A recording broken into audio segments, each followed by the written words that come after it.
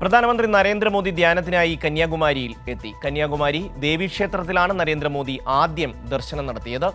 നരേന്ദ്രമോദിയുടെ ധ്യാനമല്ല cinema ഷൂട്ടിംഗും മാർക്കറ്റിംഗുമാണെന്ന് RJD നേതാവ് തേജസ്വി യാദവ് പരിഹസിച്ചു. വൈകിട്ട് 5 മണിയോടെ കന്യാകുമാരിയിലെത്തിയ പ്രധാനമന്ത്രി വിശ്രമത്തിന് ശേഷം കന്യാകുമാരി ദേവീക്ഷേത്രത്തിൽ ദർശനം നടത്തി. ക്ഷേത്രത്തിലെ പൂജകളിൽ പങ്കുകൊണ്ട പ്രധാനമന്ത്രിക്ക് നിവേദ്യവും ദേവി കന്യാകുമാരിയുടെ ചിത്രവും ക്ഷേത്രത്തിൽ നിന്ന് സമ്മാനിച്ചു. പിന്നീടാണ് അദ്ദേഹം കന്യാകുമാരി വിവേകാനന്ദ പാറയിലേക്ക് പോയത്. ജൂൺ മാസം 1-ാം തീയതി വരെ പ്രധാനമന്ത്രി വിവേകാനന്ദ പാറയിൽ ധ്യാനത്തിലിരിക്കും. ജൂൺ 1-നാണ് 7ാം ഘട്ട വോട്ടെടുപ്പ് നടക്കുന്നത്. അതേസമയം ധ്യാനത്തിനെതിരെ പ്രതിപക്ഷ കക്ഷികൾ തെരഞ്ഞെടുപ്പ് കമ്മീഷന് പരാതി നൽകിയെങ്കിലും കമ്മീഷൻ അത് പരിഗണിച്ചില്ല.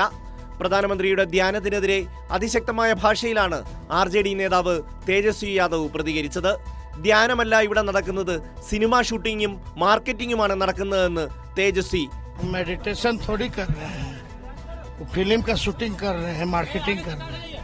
मेडिटेशन करता है वहाँ शांति होती है, बिना बताए किया जाता है. പ്രധാനമന്ത്രിയുടെ ധ്യാനം മാധ്യമങ്ങൾ സംപ്രേഷണം ചെയ്യാൻ പാടില്ല എന്ന ആവശ്യം കോൺഗ്രസ് തെരഞ്ഞെടുപ്പ് കമ്മീഷന് മുന്നിൽ ഉന്നയിച്ചെങ്കിലും അതും പരിഗണിക്കപ്പെട്ടില്ല.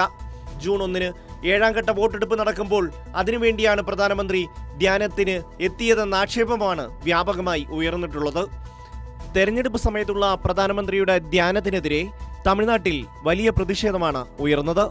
DMK അടക്കമുള്ള വിവിധ സംഘടനകൾ പ്രധാനമന്ത്രിക്കെതിരെ രംഗത്ത് വന്നു. Election desk, Kairali news.